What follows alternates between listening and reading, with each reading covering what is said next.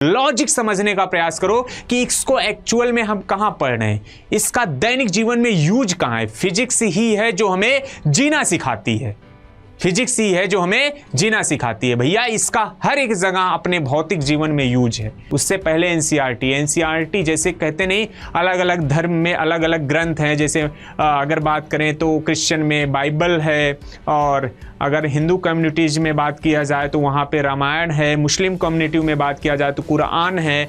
तो अलग अलग कम्युनिटी का जैसे ग्रंथ है, वैसे मेरे भाई सीयूईटी एग्जाम के लिए जो ग्रंथ है अपने लिए वो एनसीईआरटी है। इसको बिना फॉलो किए आप कुछ भी नहीं कर पाओगे। प्यारे साथियों, बहुत बहुत नमस्कार, स्वागत है आप सभी का मोस्ट इंपैक्टफुल लर्निंग प्लेटफॉर्म अड्डा 24/7 पर।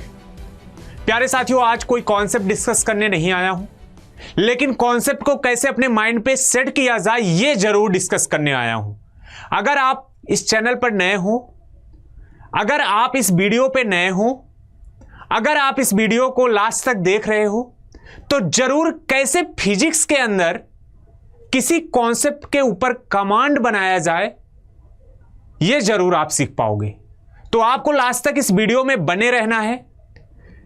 इसमें हम बात कर रहे होंगे फिजिक्स को कैसे इंप्रूव किया जाए। जैसा कि थंबनेल पे देख पा रहे हो मेरे प्यारे साथियों, how to improve your physics, जाने अपने समीम भैया के साथ सीयूईटी 2026 के अगर आप एस्पिरेंट हैं। कोई जरूरी नहीं कि सीयूईटी के ही एस्पिरेंट हैं, किसी भी एग्जाम को अगर आप टैकल कर रहे हो जिसमें फिजिक्स आती है और आपको फिजिक्स से डर लगता है, तो मेरे भाई आप सही वीडियो पे हो। आपको लास्ट तक जरूर बना रहना चाहिए। इस वीडियो में मैं बहुत सारी और टॉपिक पे डिस्कस करूंगा जिससे फिजिक्स को आसान, उसके कॉन्सेप्ट को आसानी वे में समझा जा सकता है, सीखा जा सकता है, पढ़ा जा सकता है, और एग्जाम को फिजिक्स के एग्जाम को फोड़ा जा सकता है। तो प्यारे साथियों, चलिए देर ना करते हुए अपने टॉपिक्स पे आते हैं कि कैसे हम इंप्रूव कर सकते हैं फिजिक्स को। फिजिक्स को समझने का सही तरीका क्या है, कैसा है, ये हम डिस्कस करेंगे। सबसे पहले बात करते हैं फिजिक्स के अंदर वो आता क्या है जिसकी वजह से आप सबके अंदर डर बना हुआ है। फिजिक्स के अंदर मैथमेटिक्स भी है, थ्योरी भी है और डेरिवेशन भी है, यानी न्यूमेरिकल, डेरिवेशन और थ्योरी, तीनों कॉन्सेप्ट आते हैं। जबकि अदर सब्जेक्ट में अगर हम बात करें, वहीं बायोलॉजी की बात करें तो केवल थ्योरी है, अगर वहीं हम बात करें मैथ के अंदर तो केवल मैथमेटिक्स है। लेकिन फिजिक्स के अंदर डेरिवेशन, न्यूमेरिकल, थ्योरेटिकल सारे टॉपिक्स आते हैं, जिसकी वजह से थोड़ा सा टफ बन जाता है और जनरली बच्चों को बहुत ही परेशान करता है। तो प्यारे स्टूडेंट, ये वीडियो आपके लिए है, आप बिल्कुल सही जगह आ चुके हो। मैं वो सारे टॉपिक डिस्कस करूंगा जिससे फिजिक्स के ऊपर एक अच्छा कमांड बनाया जा सकता है, आसानी वे में सीखा जा सकता है। तो चलिए बात करते हैं। सिर्फ रटने से काम नहीं चलेगा, सिर्फ रटने से काम नहीं चलेगा। रटने के बजाय आपको फिजिक्स के पीछे जो कॉन्सेप्ट है उसको समझना पड़ेगा, सीखना पड़ेगा। वो सर सीखेंगे कैसे, समझेंगे कैसे? मेरे भाई, हो सकता है कि आप कोई चीज एक बार में पढ़ रहे हो, नहीं समझ आ रही, दोबारा पढ़ो, सीखने का प्रयास करो, प्रैक्टिस करो, लिख लिख के पढ़ो, लिख लिख के डेरिवेशन करो, एक एक पॉइंट को समझो। कोई भी टॉपिक है उसके पीछे का लॉजिक पता करो, लॉजिक समझने का प्रयास करो कि इसको एक्चुअल में हम कहां पढ़ रहे हैं, इसका दैनिक जीवन में यूज कहां है। फिजिक्स ही है जो हमें जीना सिखाती है, फिजिक्स ही है जो हमें जीना सिखाती है भैया। इसका हर एक जगह अपने भौतिक जीवन में यूज है, नाम ही इसका भौतिकी है। तो कोशिश करो, ढूंढो। इसके अलावा हर टॉपिक के पीछे कुछ ना कुछ लॉजिक और उसके एप्लीकेशन पर ध्यान दें। जो बात मैंने अभी लिखी बोली वही बात यहां पे लिखा हूं। जो लॉजिक है और उसका जो एप्लीकेशन है, कहां इंप्लीमेंट हो रहा है, उस पे जरूर सोचें, जरूर विचार करें। बहुत ज्यादा नहीं कि हमको इस टॉपिक पे पीएचडी करनी है, लेकिन इतना जरूर कि दैनिक जीवन में इसका उपयोग मेरे लिए कहां हो सकता है, ये हमारे लिए हमारे अपने सवाल है, इसको हम जरूर ढूंढेंगे। वो अलग वे हो सकता है, किसी बुक में मिल जाए, किसी प्लेटफॉर्म पे मिल जाए, कैसे कैसे अलग अलग वे में, वो आपका ढूंढने का प्लान है। इससे आप थोड़ा सा कॉन्सेप्ट पे और बेहतरीन अंदाज से इलेबरेट करके सीख सकते हो। अगला सबसे बेसिक जो है, एनसीईआरटी को बार बार पढ़ें। अगर हम सीयूईटी एग्जाम की बात करें तो यह सीयूईटी एग्जाम का आधार है एनसीईआरटी। लैंग्वेज थोड़ी सी टफ है, लेकिन टीचर आपको अगर एनसीईआरटी ओरिएंटेड चीजें पढ़ाता है, समझाता है, तो आप उसी को फॉलो करके सीखो, उसके लैंग्वेज से आप सीखने का प्रयास करो। क्योंकि एनसीईआरटी की भाषा थोड़ी सी तो टफ है, लेकिन ये अपने लिए इंपॉर्टेंट इसलिए हो जाती है कि सीयूईटी का जो आप एग्जाम टारगेट कर रहे हो उसका बेस है एनसीईआरटी। एनसीईआरटी को छोड़कर अब कुछ भी नहीं कर सकते, रियलिटी यही है, वास्तविकता यही है। तो एनसीईआरटी को आपको पढ़कर, पकड़कर, सीखकर, जद्दोजहद करके, सीख करके आपको आगे बढ़ना पड़ेगा। अगली बात बेस्ट बुक और रिसोर्सेस, कुछ और नहीं, एनसीईआरटी। अगर हम बात करें कक्षा 11 और 12, सिर्फ सीयूटी का सिलेबस तो केवल 12 है, आपने 11 क्यों रखा है? क्योंकि फिजिक्स के कुछ ऐसे टॉपिक्स हैं जो 11th के साथ इलेबरेट करते हुए आगे बढ़ते हैं, तो आपको थोड़ा सा सीखना पड़ेगा। अगर आप 11th वाले बच्चे भी इस वीडियो को देख रहे हो तो अभी से थोड़ा सीरियस होने का समय है। जो बच्चे 12th में हैं जानते हैं इस बात को कहां कहां यूज होता है, 11th वाले भी इस बात को सीरियस लें और 11th को 11th को हवा हवाई में ना पढ़ें, सीरियस के साथ पढ़ें, कॉन्सेप्ट को सीखें। इसके बाद बेस के लिए आपको सीयूईटी की गाइड की मैं बात करता हूं। सीयूईटी के लिए सबसे ज्यादा एग्जाम का जो पैटर्न है इसको जानने के लिए इंपॉर्टेंट होता है पीवाईक्यू, प्रीवियस ईयर क्वेश्चन जरूर ध्यान से लगाएं, पढ़ें, सीखें किस पैटर्न पे सवाल पूछे जा रहे हैं, लेकिन एनसीईआरटी को जरूर। उससे पहले एनसीईआरटी जैसे कहते नहीं, अलग अलग धर्म में अलग अलग ग्रंथ हैं। जैसे अगर बात करें तो क्रिश्चियन में बाइबल है, और अगर हिंदू कम्युनिटीज में बात किया जाए तो वहाँ पे रामायण है, मुस्लिम कम्युनिटी में बात किया जाए तो कुरान है।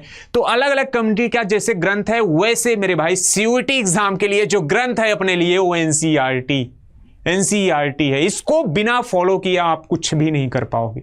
इसको फॉलो करना पड़ेगा, पढ़ना पड़ेगा, सीखना पड़ेगा, अगर कहीं अच्छी जगह पहुंचना है तो। माइंड को यह बात समझा दो अपने। टाइम टेबल कैसे बनाएं? अगर फिजिक्स की बात करें तो कम से कम 2 घंटे जरूर आप फिजिक्स को दो, 2 घंटे कम से कम आप फिजिक्स को जरूर दो, जिसमें आपको थ्योरी और न्यूमेरिकल्स जरूर लगाने हैं। पहले थ्योरी पढ़ो, उन थ्योरी पर जो न्यूमेरिकल आ रहे हैं, जिस भी पैटर्न के आ रहे हैं प्रीवियस ईयर क्वेश्चन में, एनसीईआरटी की किताब में, सब न्यूमेरिकल्स लगाओ, क्योंकि अल्टीमेट अपने एग्जाम में सवाल ही आएंगे।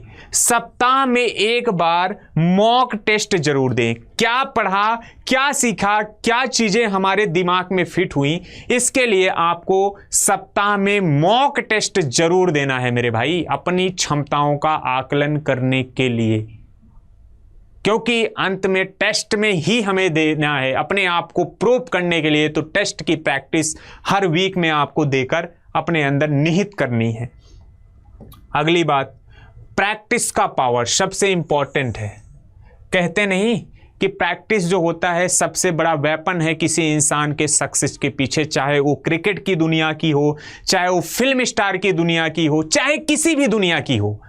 सेम ये बात अपने ऊपर भी इंप्लीमेंट होती है कि प्रैक्टिस जितना आप कर सकते हो उतना करो, उतना ज़्यादा निखार आपके अंदर आएगी। जितना ज़्यादा आप प्रैक्टिस करोगे, प्रैक्टिस जितना कर सकते हो उतना करो मेरे भाई। जैसे हर टॉपिक को 20 से 30 एमसीक्यू को हल करना है, हर टॉपिक पे कम से कम पीवाईक्यू पिछले वर्षों का प्रश्न जरूर सॉल्व करना है। उसके अलावा रिवीजन के लिए शॉर्ट नोट्स जरूर बनाने हैं। एक बात तो देख देख के बनाना है, फिर इसके बाद उस शॉर्ट नोट्स को एकदम माइंड में फिट कर लेना है और लिख लिख के फिट करना है मेरे भाई। तो ये सब चीजें आपको करनी है। फिर इसके बाद माइंड सेट एंड मोटिवेशन। मान लो किसी दिन आपने फोन चलाया, कोई यूट्यूब का मोटिवेशन का वीडियो देख लिया, इस चीज से बचना है। सस्ता मोटिवेशन तुरंत तो आता है लेकिन ज्यादा देर ठहरता नहीं। अपने घर परिवार इन्वायरमेंट की स्थिति को समझते हुए चीजों को समझो, वही चीजें हमें वास्तविक रूप से मोटिवेट करती हैं और वही चीजें हमारे अंदर ज्यादा टाइम तक निहित रहती हैं। और यहां कंसिस्टेंसी ही जरूरी है मेरे भाई। मैंने यहां लिखा है, डरे नहीं, शुरुआत करें छोटे टॉपिक से। कॉन्सेप्ट कमजोर हो तो यूट्यूब वगैरह, दोस्त वगैरह से पूछ सकते हैं, टीचर से पूछ सकते हैं, किसी से भी बात करके जिससे आपको लगता है कि यार ये मेरे प्रॉब्लम का सलूशन बता सकता है, उनसे डिस्कस कर सकते हैं। कंसिस्टेंसी ही हमारी सफलता की कुंजी है। लगातार निरंतरता ही हमारे लिए हमें सफलता दिलवाएगी। इस चीज को जरूर इंप्लीमेंट करना है, बिना इसके कुछ भी नहीं है, कुछ भी नहीं। ये बात आप अपने दिमाग को समझा दे मेरे भाई। अगली बात, सीयूईटी में फिजिक्स स्कोर करना मुश्किल नहीं, बस एक सही रणनीति चाहिए। मेहनत करें, स्मार्ट स्टडी करें, खुद पर भरोसा रखें। ऐसी और वीडियो के लिए चैनल को सब्सक्राइब भी करें, क्योंकि जो आपका लक्ष्य है वही मेरा भी लक्ष्य है। सर आपका लक्ष्य कैसे है? क्योंकि मेरा लक्ष्य है आपको अच्छे कॉलेजेस, अच्छे यूनिवर्सिटी में पहुंचाना, और आपका ये लक्ष्य है मेरे भाई अच्छे कॉलेजेस और अच्छे यूनिवर्सिटी में पहुंचना। दोनों का मंजिल एक है, तो आइए दोनों मिलकर मेहनत करते हैं। इसके लिए आप हमें फॉलो कीजिए और हम आपकी प्रॉब्लम का सलूशन हर कदम आपके साथ कंधे से कंधा मिलाकर जरूर खड़े रहेंगे।